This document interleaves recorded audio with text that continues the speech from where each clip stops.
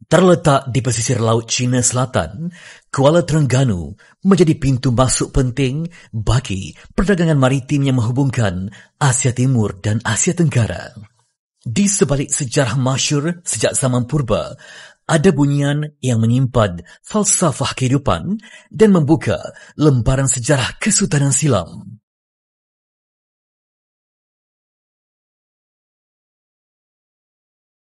Ia umpama prasasti bunyi yang terkandung nilai seni yang tinggi.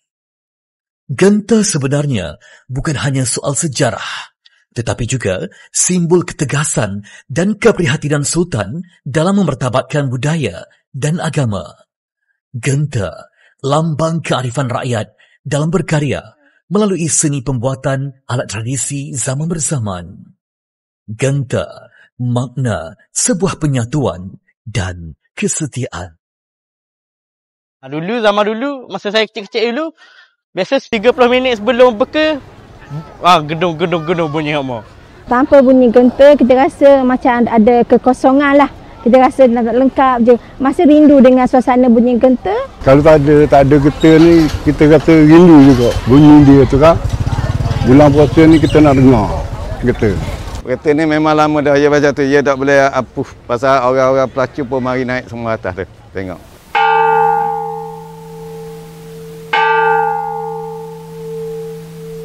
Terletak di Bukit Puteri, tidak ramai yang tahu sisi mendalam dan rahsia di sebalik loceng besar ini. Genta ini bernama Genta Terengganu. Bunyi genta membawa makna yang besar, iaitu satu bentuk amaran ataupun isyarat yang digunakan dalam istana atau negeri. Dalam konteks sejarah Terengganu, genta berfungsi sebagai alat dalam sistem penyampaian makluman atau komunikasi rasmi pihak istana. Kedudukan Bukit Puteri 200 meter dari aras laut membolehkan pemantauan terhadap serangan musuh dan kapal yang berlabuh. Kubu yang berusia lebih seabad menyimpan sejarah panjang Kesultanan Terengganu. Nadi kepada kubu ini ialah bunyi genta dan tembakan meriam. Genta yang diperbuat pada tahun 1908 ini ialah genta yang menggantikan negara, iaitu genta pertama ketika era Sultan Baginda Umar sekitar tahun 1853. Sultan Baginda Umar merupakan Sultan Terengganu yang memerintah dari tahun 1839 sehingga 1876. Di puncak Bukit Puteri ini ada sebuah singgahsana yang pernah digunakan oleh Sultan Baginda Umar dan para pembesarnya untuk berbincang pelbagai perkara penting dalam strategi peperangan mereka. Dan tidak jauh pada singgahsana ini ada sebuah pondok genta yang hanya berbunyi ketika bulan Ramadan.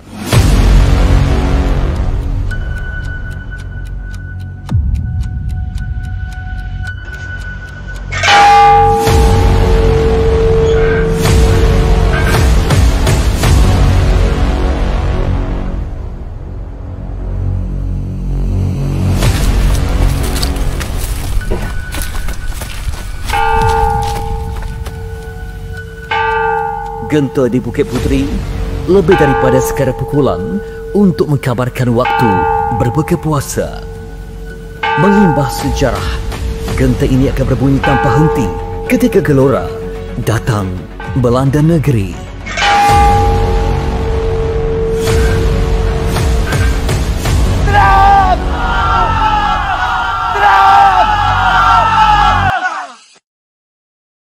Keluarga ini penerus legasi ketukan genta di Bukit Puteri sejak tahun 1946.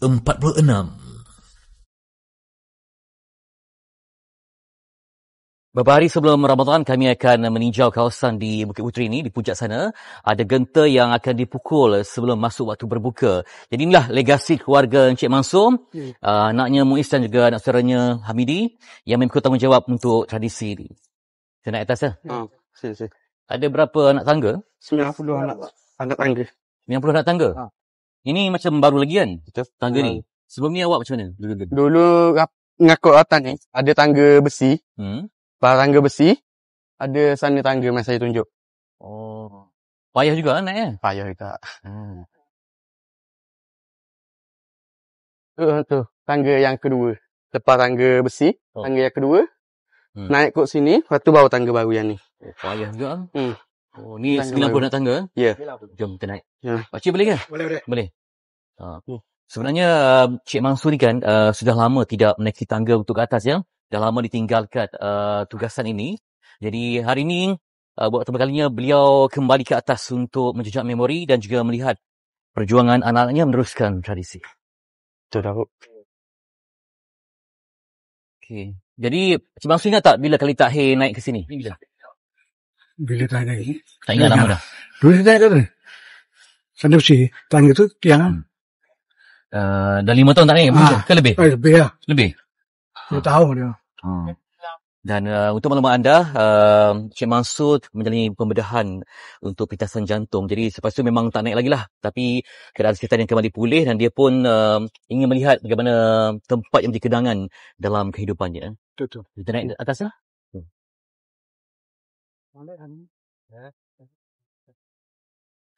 Inilah pertama kali Mansur Awang atau Pak Mansur kembali ke ruang yang sebati dengan dirinya selama lebih 40 tahun bersama anak kandung dan anak saudaranya. Keadaan dulu ni susah lah nak ke. Tak macam ni yang ada lah. Tangga tak molek, tak elok. Dulu kita naik ujung depan daripada lawan dia, kita naik ke atas ni. Tu kan begini tu. Dah naik gunung, naik gunung. Ni tangga baru naik atas. Kau jabatan tangga besi tu. Panjang ke ni? Susah dulu. Memang susah lah nak kata pukul kereta dulu. Susah. Payah naik bukit lagi. Katuk kereta lagi. Menteruk juga susah juga dah. Mana cewek susah tu.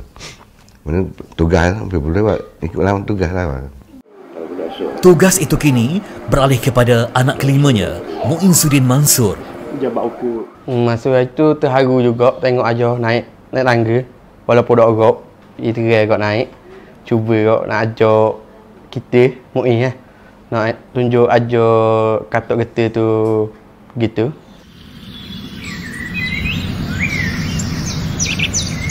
Genta ini sebahagian daripada tanda kasih Sultan Zainal Abidin III yang memerintah Terengganu pada tahun 1881 sehingga 1918. Baginda dikenali sebagai seorang sultan yang soleh dan berbudaya tinggi. Ketuk Genta bukan hanya sebuah titah, malah ada falsafah yang perlu direnung dengan mata hati. Genta ini berukuran 78 cm tinggi dengan lilitan 228 cm. Beratnya sahaja mencecah 175 kg. Anak genta atau pemukul genta ini saja seberat 13.5 kg akan dipikul setiap kali ingin ke Bukit Puteri ketika menjelangnya bulan Ramadan. Tanpa anak genta, tiadalah gema kuat sebuah panggilan bermakna. Bangsa yang tidak mengkaji sejarah adalah bangsa yang kaku dan pudar jati diri. Bukit Puteri sentiasa diperindah untuk tetapan pengunjung yang ingin merasai denai sejarah bangsa. Bunyi genta akan membawa jiwa menelusuri terowong masa silam yang mengajar erti cara hidup yang sistematik.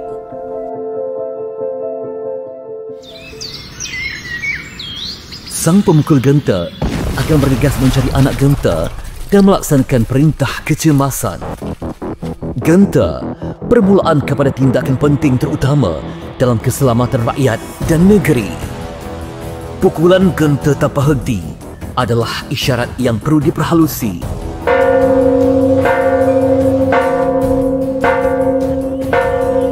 Apakah ada ancaman musuh, kebakaran, amukan, bencana alam atau titah sultan kepada rakyatnya? Ketika berlaku kecemasan seperti ancaman serangan musuh, rakyat jelata akan menutup pintu rumah mereka dan bersembunyi. Hanya hulu balang dan mereka yang bijak mengendalikan senjata seperti keris dan tombak akan bersiap siaga untuk berpencak, menjadi barisan hadapan kepada yang lain. Sang pemukul genta sesungguhnya adalah penyumbang utama kepada medium komunikasi dua hala antara pemerintah dan masyarakat. Cara pegang? Cara pegang macam ni. Terik ya. Macam tarik, okey. Letak je macam tu. Oh, kekuatan tu ikut kita lah. Okey. Oh. Tapi biasa tadi nampak macam ni, pegang telinga. Pegang telinga. Okey. Kita cuba.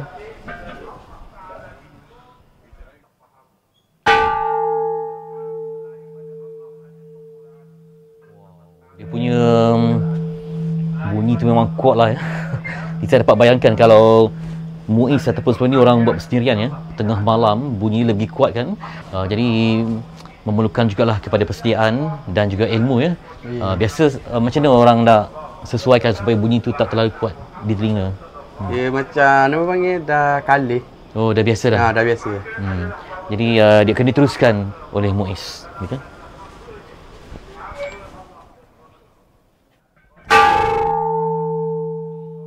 Allahu Akbar, Allahu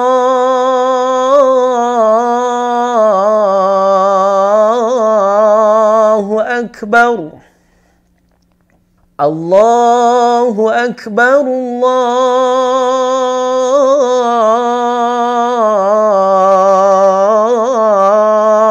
Akbar.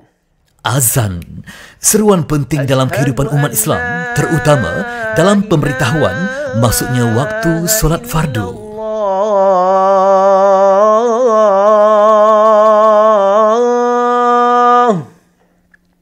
Azan suatu lafaz yang sangat agung dalam kehidupan orang Islam. Dan siapakah manusia yang terlebih baik ucapannya?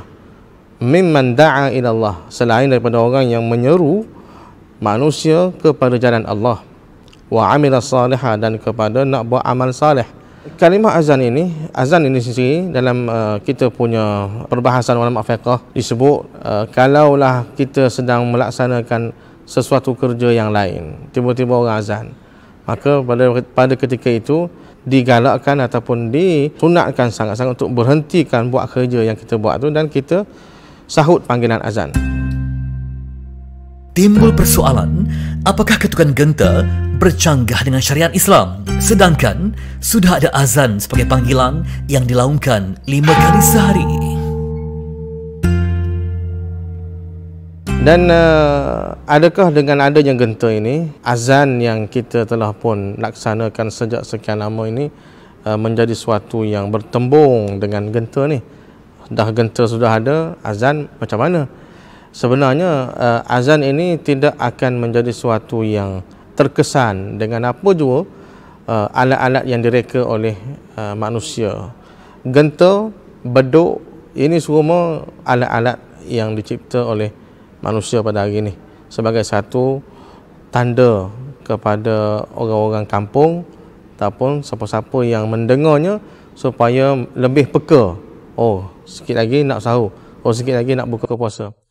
Indahnya hidup berbudaya dalam akidah yang kukuh. Agama dan adat mencantikkan pribadi Muslim yang luhur dan tersusun. Anak genta disimpan rapi di Museum Negeri Terengganu dan hanya akan diberikan kepada pemukul genta yang dilantik beberapa hari sebelum bulan Ramadan. Genta ni tradisi dia bermula apabila di zaman Sultan Baginda Umar, apabila dibuat satu dinamakan negara untuk tujuan memaklumkan tentang kebakaran, malapetaka ataupun berkait dengan istiadat diraja. Kemudian yang genta yang terbaru ni dan dibuat penuh istiadat di hadapan Istana Maziah. Jadi di masa tu diketuai oleh seorang tukang yang agak mahir dengan bantuan tukang-tukang daripada Tanjung dan Ladang. Jadi mana kita lihat kat situ kearifan tempatan yang ada di sekitar Kuala Terengganu digunakan untuk memperkayakan tradisi ini dan seterusnya orang kata merakyatkan lagi budaya yang kita ada ni. Okey, saya ingin menyerahkan kunci ini sebagai tanda supaya legasi daripada ayah dan datuk dapat diteruskan dan dapat orang kata mewariskan tradisi yang menjadi warisan negeri Terengganu, dan anda semua adalah orang kata legasi yang menerima penghormatan yang sangat besar supaya dapat ianya tidak lagi tenggelam di bawah arus zaman. InsyaAllah. InsyaAllah. Saya terima dengan peragaan ni macam ayah dan datuk saya buat sebaik mungkin ya. Amanah mulia kini bermula seiring fajar Ramadan bagi tahun 2025. Inilah tanggungjawab anak jati Terengganu ini dalam membawa amanah keluarga dan amanah pihak yang berwajib. Bukit Puteri ini saksi sebuah perjuangan yang tidak didendang. Namun, genta ini akan terus dikumandang. Bukan hanya berjuang memukul genta ketika bulan Ramadan dan 7 hari pertama bulan Syawal. Pemukul genta harus sentiasa bertenaga untuk mendaki Bukit Puteri 3 kali sehari dengan memikul anak genta dan menjaganya sebaik mungkin. Hal ini juga memerlukan pengorbanan masa yang bukan sedikit, apatah lagi dalam kesibukan mencari rezeki dan masa bersama keluarga. Macam mana perasaan bila tengok balik tempat yang pernah menjadi... Tengok kadang-kadang sedih kan kita kerja kan. Dah lama dah kerja tertinggal. Bila dah 60-an masih buat lagi kan? Boleh buat lagi. 60-an boleh buat lagi. Kata. Dia pukul tu tepat-tepat waktu azan ke macam mana? Dah. Awal 30 minit. Awal? Sebelum berbuka lah. 30 minit dah bagi tahu. Lepas tu bila dah masuk azan waktu berbuka? Dah bunyi dah? Dah kata dah balik lah. Muiz cerita step by step macam mana cara genta? Macam biasa, gantung dulu, tenang dulu, baru gocang.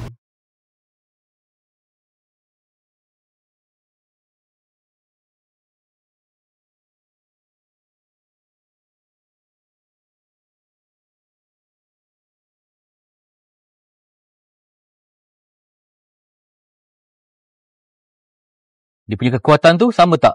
Yang tu slow dulu ke? Beza lah. Kaya mana? Sekarang slow sikit. Betul. Mula kuat sikit dan sekarang slow sikit. Dia ada anak dia ni. Ada anak. Dia sekali katok, 2 kali katok. Sekali 2 kali. Ayo, dia ada anak. Ada start 2 kali. Ramadan pada zaman dahulu kala akan sunyi tanpa ketukan genta yang menemani. Genta diketuk dalam jumlah ketukan tertentu. Jumlahnya tidak berubah sejak zaman Kesultanan Silam. Sebelum berbuka, ia diketuk sebanyak 7 kali. Pada tengah malam pula, sebanyak 36 kali. Dan sebelum subuh, sebanyak 4 kali. Jadual waktu ini harus dipatuhi tanpa ada satu sesi pun yang tertinggal. Ketika ramai lena diulit mimpi di tengah malam, mereka berjaga dini hari, bermandi embun dan kadang-kadang terus tidur di kawasan pondok sehingga subuh menjelang. Sekalipun berdepan cuaca dingin dan hujan lebat.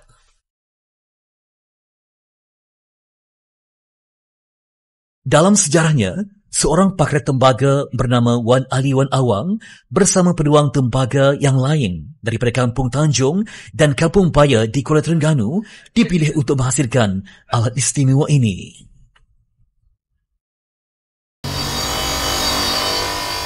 Genta yang berusia 117 tahun masih utuh terpelihara dengan struktur yang masih kukuh. Hasil kearifan tukang tembaga yang teliti dan bijaksana dalam menghasilkannya. Tembaga, elemen asas dalam menghasilkan genta. Di Kampung Ladang Kuala Terengganu, masih ada usaha menghasilkan tembaga yang bertahan sehingga kini. Ia bagaikan sumbu akhir untuk melestarikan warisan bangsa yang tinggi nilainya. Membuat tembaga di Terengganu ni pengusaha kebanyakan daripada keturunan generasi ke generasi, bukan melalui belajar gitu dah. Jadi kita dapat istilah konten industri ni, industri pondok ni daripada ayah kepada anak. Jadi kita terima pusaka teknologi ni daripada keturunan kita lah. Daripada beratus-ratus tahun dahulu. Dan tembaga ni adalah identiti negeri Terengganu. Maksudnya industri ni tiada di negeri lain. Kalau industri batik semua ada di Kelantan, di Terengganu, di Melaka, di KL pun banyak. Tapi industri tembaga ni hanya lokit di Kampung Ladang. Wan Mahadi Wan Ismail atau lebih dikenali sebagai Mahadi Tembaga telah lebih 4 dekad dalam dunia perusahaan tembaga ini. Beliau ialah generasi kelima yang menyambung legasi kreatif, mewarisi kreativiti dan semangat ayahnya Wan Ismail Wan Idris. Cerita lisan ayahnya mengatakan perusahaan tembaga di Terengganu ini telah bertapak sejak lebih 500 tahun dahulu. Zaman-zaman dulu, hubungan antara pembuat tembaga dengan istana, negeri Terengganu, istana Maziah ni, dekat lah. Dan kita ni, perusahaan pengusaha tembaga ni yang buat produk tembaga ni dan dipersembahkan kepada tuanku dan dipersembahkan kepada Kerajaan Siam. Mana Ufti. Ufti tu adalah korporat lagi. Mana cenderah hati. Dia dipersembahkan oleh Kerajaan Siam. Jadi, pengusaha-pengusaha tembaga ni yang buat benda-benda ni. Setiap hari, Wan Mahadi dan pekerjanya terpaksa bermain dengan bara api dengan menuang tembaga cair dalam panas bara api sebelum dituang dalam acuan yang diperbuat daripada campuran tanah liat dan pasir. Kerja-kerja menuang tembaga ini menjadi syarat utama dalam proses pembuatan tembaga yang diusahakan secara tradisi di kampung ladang ini. Campuran tanah liat dan pasir itu dibentuk dengan penuh kemahiran bagi menyalut acuan lilin. Selepas siap dibentuk, acuan tanah liat melalui lubang yang disediakan meninggalkan ruang-ruang kosong di dalamnya. Apabila sejuk, acuan tanah liat itu akan dipecahkan dan barangan tembaga itu yang masih kasar akan dicanai, dilarik dan digilap dengan mesin sebelum dijual kepada pembeli yang berminat.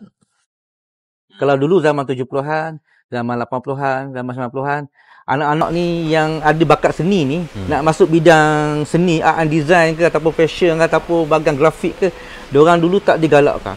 Tapi sekarang ni, anak-anak ni dah nampak bidang seni ni satu bentuk profession. Maksudnya membuka minda kita lah.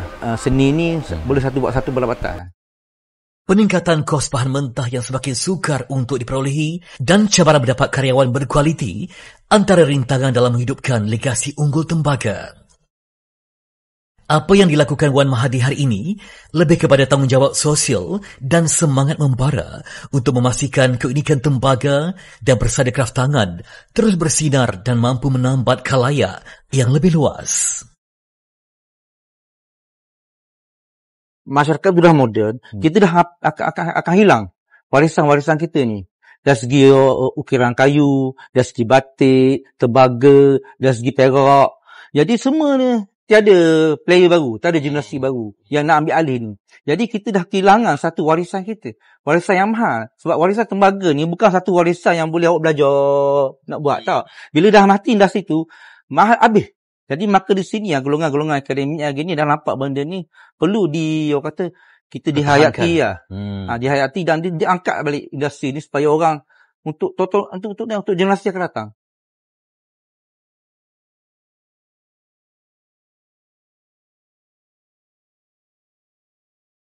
Zaman berubah dengan ledakan teknologi dan kepesatan digital. Gempita bunyi genta atau meriam tidak lagi menjadi rujukan utama masyarakat dalam mengetahui perkabaran berita penting yang dicanang dari istana atau pusat operasi pemerintah. Genta pada zaman pemerintahan Kesultanan Terengganu amat berkerapat dengan disiplin kehidupan manusia, terutama waktu solat dan waktu berbuka puasa. Menjelangnya Ramadan, kita akan dengarlah bunyi genta ni.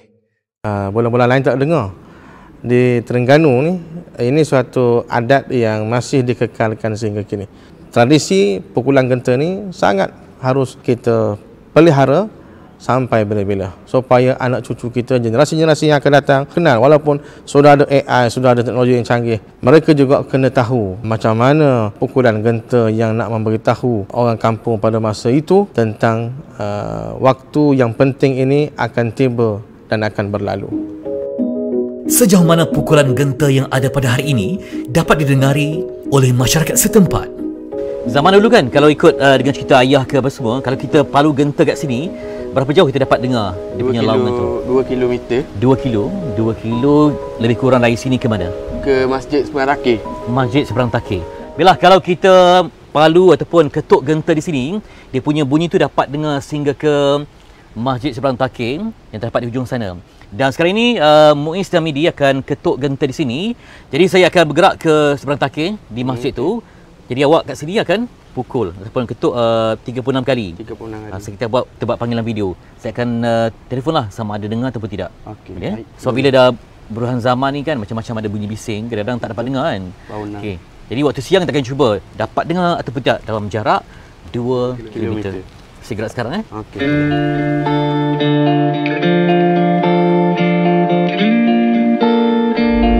Saya menuju ke Masjid Seberang Takir dan sekarang ni melewati jambatan ataupun yang sangat ikonik ni. Melewati jambatan yang sangat ikonik di Pulau Terengganu dan lebih kurang 1.4 km akan sampai ke Masjid Seberang Takir. Yang ni 2 km lah dari Pondok Genta.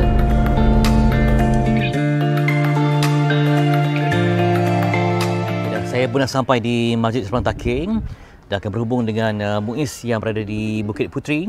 Dan kita akan cubalah eksperimen untuk mendengar kekuatan ketukan bagi genta ini. Assalamualaikum Muiz. Assalamualaikum. Okey, saya dah sampai sini. Jadi sekarang ni media akan bantu untuk pegang phone dan Muiz boleh ketuk ataupun boleh goncang genta. Boleh. Boleh. Okay, kita buat sekarang lah. 5, 4, 3, 2, 1. Okey, boleh. Ketuk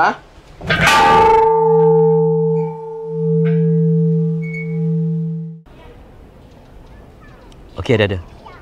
Dapat dengar. Boleh sila lagi tak?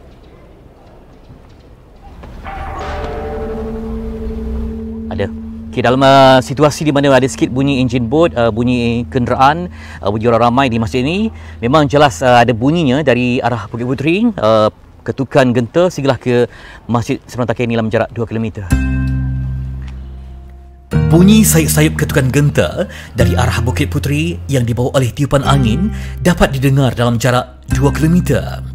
Bentuk, struktur dan isi pada tembaga dalam genta membantu menghasilkan bunyi yang kuat gemaannya. Selain cara pengetuk genta mengendalikannya dengan tepat. Kesanggupan pengetuk genta menerima amanah dengan disiplin waktu yang ketat sebuah perjuangan terpuji. Jabatan Hal Ehwal Agama Terengganu JHEAT memikul mandat menguruskan pelantikan dan pembayaran kepada pengetuk genta dan pembantu pengetuk genta. Menghargai pengorbanan masa dan tenaga, pengetuk genta dibayar allowance setiap kali perkhidmatan dilakukan. Untuk memukul genta, mana-mana budaya yang tidak bertentangan dengan syariat kita akan pertahankan dan kita teruskan. Dan dalam masa yang sama, ada kata ada benda-benda yang baru, kita akan rujuk kepada Jabatan Kuasa Fatwa Negeri Terengganu. Dan kita lihat di sini sebagai contoh, penggunaan genta di Terengganu, dia merupakan salah satu daripada ciri Kesultanan Terengganu Islamiah Malawiyah. Ciri ini adalah merupakan satu keunikan dan keistimewaan yang mana genta ini perlu dipertahankan kekal sampai ke zaman berzaman. Okay, Muiz, ini Ustaz nak serah surat daripada Jabatan Hal Ehwal Agama Terengganu, surat pelantikan sebagai pemukul genta untuk tahun ini, insya-Allah. Moga-moga Muiz dapat lakukan dengan ganjaran harapan daripada Allah Subhanahu Wa Taala. Kita akan keluarkan surat pelantikan yang mana kalau di bulan Ramadan kita arahkan dia bertugas bermula daripada 29 Sya'ban masuk bulan Ramadan sehinggalah Aidilfitri sehinggalah ke Syawal yang ke-7. Dan kalau kita lihat dari segi kadar bayaran yang dibayar oleh Jabatan Hal Ehwal Terengganu, pemukul genta akan dibayar sebanyak RM80 sehari. Manakala untuk penolong pemukul genta akan dibayar sebanyak RM70 sehari.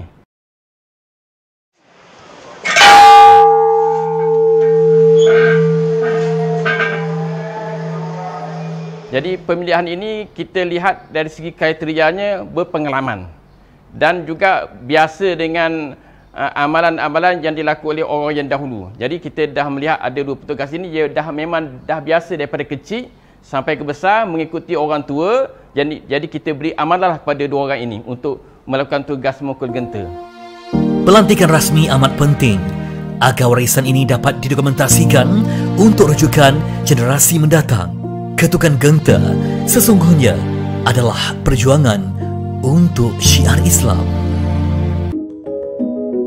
Genta memberi makna dan nostalgia kepada orang lama di Terengganu.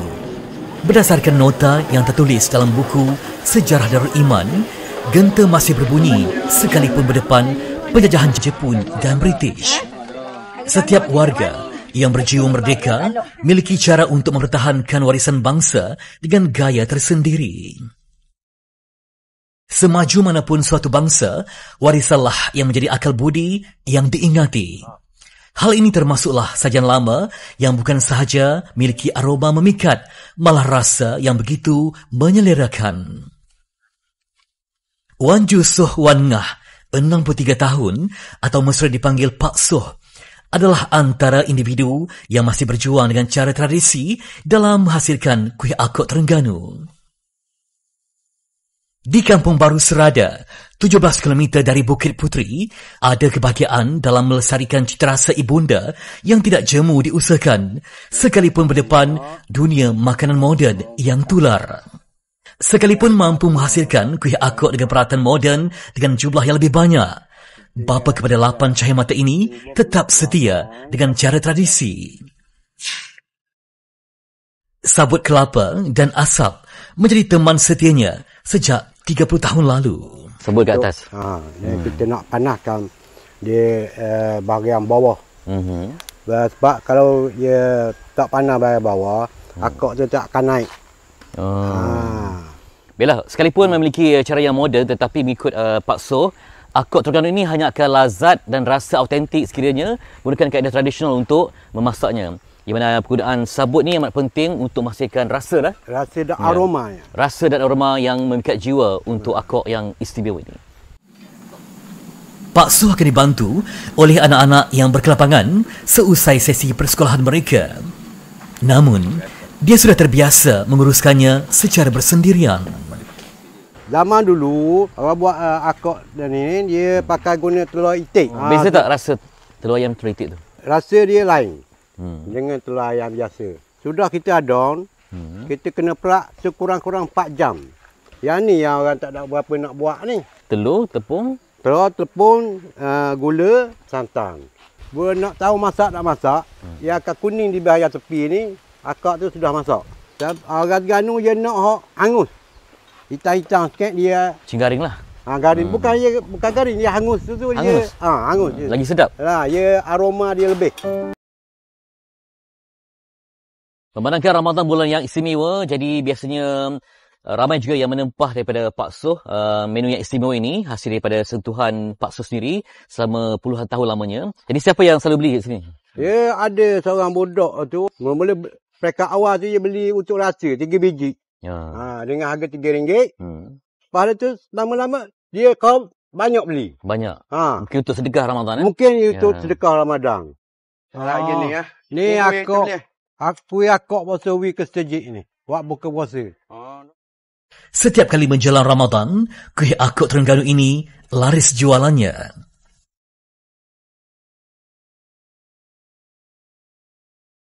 Masjid Kampung Teluk Pasu yang terletak di Manir, Kuala Terengganu menjadi pilihan Muiz dan keluarganya untuk berbuka. Baik, siap sedia untuk waktu berbuka. Sebelum berbuka berapa kali? 7 kali sebelum berbuka. Pukul 1.36. Pukul 1 pagi? Pukul 1 pagi. 36 kali? Okey. Sebelum subuh 4 kali. 4 kali. Dia maksudnya kena turun naik lah? Tak lah, tidur. Tidur atas ni, atas bukit. Tidur atas bukit? Ya. Tunggu subuh? Ya. Perjuangan mereka walaupun nampak macam senang tapi ada kesanggupan dari segi komitmen masa dan juga tenaga juga. Jadi siap sedia untuk persiapan bagi berbuka puasa.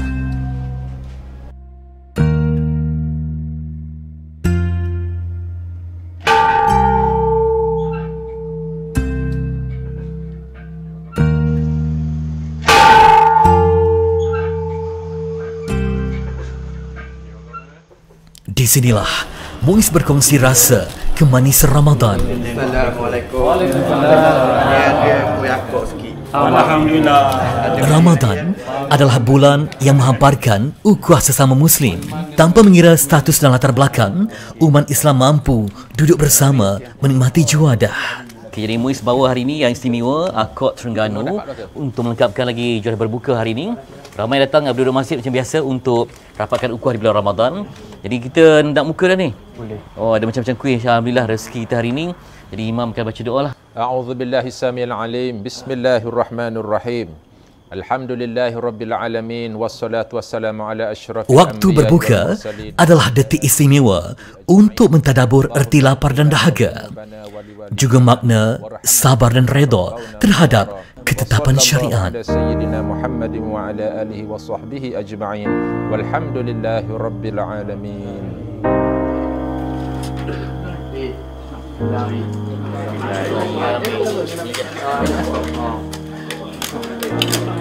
Nah, okey, nama baik silakan. Di mana malu. Okey.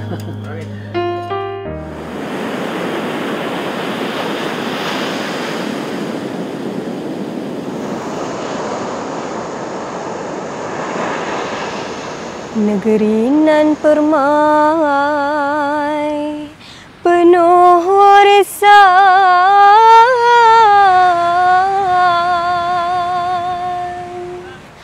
seni berpadu murni hiasan, bersilih waktu indah biasa,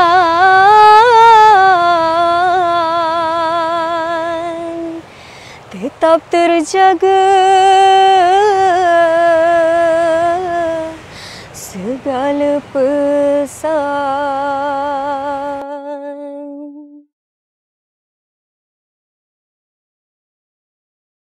Sang pemukul genta sesungguhnya adalah penyumbang utama kepada medium komunikasi dua hala antara pemerintah dan masyarakat.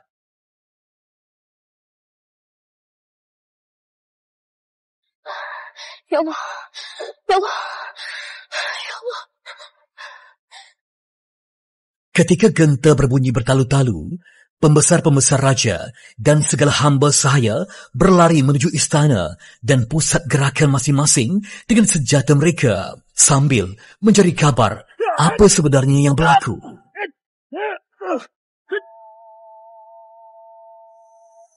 Mereka harus cergas, bertenaga dan cepat melunaskan tindakan. Apatah lagi situasi kecemasan apabila genta diketuk tanpa henti.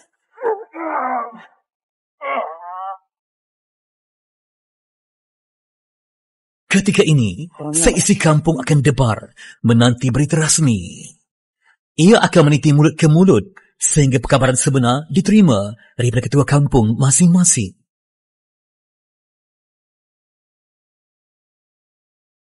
Genta, gema yang mampu menyelamatkan nyawa. Gema yang menyatu padukan semangat dan jiwa. Rodat bergema menyentuh langit. Suara warisan indah terpuji. Selagi bertalu, genta di bukit, khazanah bangsa di sanjung tinggi. Pengetuk genta hari ini tidak perlu lagi memukul genta tanda kecemasan serta menempuh situasi yang sulit atau mendebarkan. Mereka hanya perlu mengasah keringat untuk memastikan warisan ini terjaga sebelum anak genta berganti tuan. Visi MUI mudah je. Sudah kalah, janganlah baru nak berkubu. Wajah-wajah inilah penyambung sebuah tradisi. Diasuh dengan hati yang bersih dan diajar dengan lidah yang fasih. Semoga adat dan warisan indah terus terjaga, bersemarak di persada bumi bertuah.